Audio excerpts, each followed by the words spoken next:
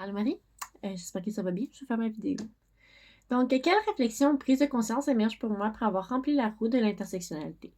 J'ai réalisé, en fait, en faisant la roue, que j'avais beaucoup de chance. Bien sûr qu'il y a des aspects dans lesquels je suis encore handicapée un peu sur certains aspects. Par exemple, le fait que je sois une femme, ça, je vais en parler un peu plus tard, que ça peut être un enjeu problématique à certains aspects. Mais en règle générale, je suis vraiment privilégiée. Je ne suis pas dans une situation de handicap. Je suis une personne blanche. J'ai accès à l'éducation. Financièrement, j'ai quand même eu la chance de vivre dans un milieu euh, qui n'est pas défavorable. Donc, il y a quand même beaucoup d'aspects qui m'ont permis beaucoup euh, d'accéder à plusieurs privilèges. Et donc, j'ai eu une grosse prise de conscience sur les différents enjeux et privilèges auxquels j'avais accès. Question numéro 2. Quels sont les privilèges qui me confèrent sur ma position sur la roue? Comment est-ce que ceux-ci peuvent influencer ma manière d'entrer en relation avec mes pairs? J'ai réalisé en fait qu'il y avait quand même beaucoup d'avantages. Il y avait des inconvénients encore. Le fait d'être une femme a quand même eu un impact sur la façon dont je travaillais, par exemple, parce que je travaillais dans un milieu d'hommes, ou de comment interagir avec certaines personnes. Et ça peut être assez intéressant, là. En fait, oui, j'ai des privilèges, mais dans la situation dans laquelle je suis, par exemple, dans mon travail, je suis pas du tout privilégiée à être une... Ben, je suis pas du tout. C'est pas à 100% vrai, mais c'est pas à 100% faux, dans le sens que il y a des avantages à être une femme dans un milieu d'hommes, comme il y a autant de désavantages à être une femme dans un milieu d'hommes. Donc, ça fait travailler beaucoup, beaucoup au niveau des sentiments de privilège. Les hommes n'ont pas toujours conscience, en fait, que, du moins les hommes de mon travail, n'ont pas toujours conscience des privilèges qu'ils ont et de la situation dans laquelle ils sont. Mais ça a une influence, mais je pense que c'est une question de travail sur soi-même et de conscience de soi beaucoup. Question numéro 3. Quelles sont les impressions dont je suis plus susceptible de subir vu ma position dans la roue? Comment se manifeste-t-elle ou non dans mon groupe d'apprentissage? Si je prends encore une fois un exemple, mon milieu de travail, j'ai subi des commentaires à caractère grossier, sexuel, euh, misogyne, sexiste. Ça a été vraiment une très petite minorité. Ça représentait qu'un seul garçon en particulier qui a vraiment eu des gros propos. Sinon, les autres, ben, des fois, c'est sous forme de blague où ça passe mieux. Mais je le vis quand même assez souvent là, à mon milieu de travail. Et je pense que je subis surtout des oppressions au niveau du niveau de force.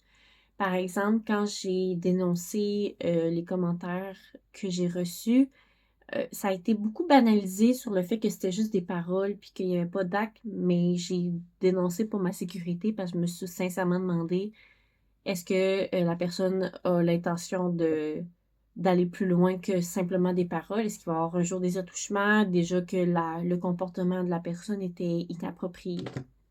Non, c'est dans ce sens-là. Numéro 4.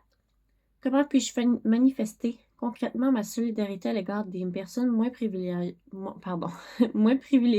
que moi dans mon groupe d'apprentissage et à l'égard de l'ensemble des membres de mon groupe? Je pense sincèrement que être à l'écoute est la chose la plus importante parce que c'est pas parce qu'on a une capacité de compréhension et d'empathie qu'on comprend la situation. Il y a une différence entre être capable de l'écouter et être capable de l'appliquer. Et je pense que c'est une situation comme par exemple, c'est pas parce que je suis une femme que je comprends tout ce qu'une autre femme peut vivre. Donc, je pense que le plus important, c'est de ne pas se considérer comme l'expert et plutôt de considérer la personne qu'on accompagne comme étant l'expert. Et même si on a une bonne idée de ce que la personne vit, même si on a vécu des situations semblables, c'est de ne pas s'embarquer là-dedans, de pas ah, moi aussi j'ai vécu ça, de simplement rester centré sur nous-mêmes et centré sur notre accompagnant et de rester dans le respect, l'écoute et c'est ça, là, de vraiment pas jouer avec l'espère en jouant, voyons, pardon, de ne pas se la jouer comme étant l'expert. 5e question. Ai-je des attributs particuliers qui me donnent du pouvoir dans mon groupe d'apprentissage? Par exemple, expertise, expérience, habileté, facilité à parler en groupe, culture générale, âge ou autre. Quels sont-ils? Comment puis-je me mobiliser pour ce pouvoir de manière constructive?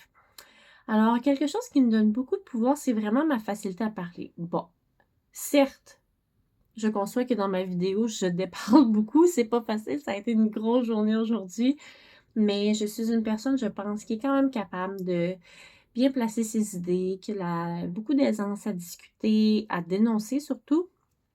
Comme je l'ai mentionné tout à l'heure, dans mon milieu de travail, c'est des situations qui arrivent super souvent d'être confrontée contre mes valeurs, de d'entendre des commentaires déplacés ou de subir des actes. Et il faut apprendre parfois à se défendre en utilisant l'expérience et la capacité à parler, en utilisant nos connaissances comme étant un levier incroyable. Utiliser la bonne façon, les mots, l'humour et les connaissances, c'est, je pense, le meilleur outil pour éduquer quelqu'un sans nécessairement manquer de respect, sans par exemple, l'envoyer chier. On fait pas ça. C'est inutile, c'est inefficace. La personne soit va rire parce que de l'autre personne parce que c'est ridicule ou va engendrer plus de colère. Donc, le meilleur, à mon avis, c'est une capacité à parler calme, en utilisant un petit ton d'humour pour que ça passe mieux, et surtout utiliser nos connaissances comme levier. 6e question. Qu'est-ce que ma position sur la roue pourrait induire dans ma manière de créer des relations avec les diverses personnes accompagnées dans le cadre de ma future pratique? Cette question-là, j'ai trouvé plus difficile à répondre, mais je pense que ça va être une question d'empathie. En fait, prendre conscience de la réalité des personnes, même si on ne peut pas le comprendre, va venir travailler un certain niveau d'empathie et va ajouter une espèce de, comme j'aime bien dire, une espèce de petite doudou de je comprends pas ce que tu vis exactement, mais je t'accompagne là-dedans. Donc, c'est vraiment d'accompagner la personne dans la douceur, l'écoute, le bien-être, la bienveillance, etc. Et encore une fois, ne jamais prendre une position d'expert. Nous ne sommes pas les experts de la situation d'autrui. Nous sommes les experts de notre vie, pas de celle des autres. Donc, c'est de garder les oreilles ouvertes, le regard à la bonne place et de rester à l'écoute de la personne. Finalement, quel lien puis-je établir entre cette réflexion et le sens de mon projet de formation en travail social, ce que j'ai formulé dans le forum?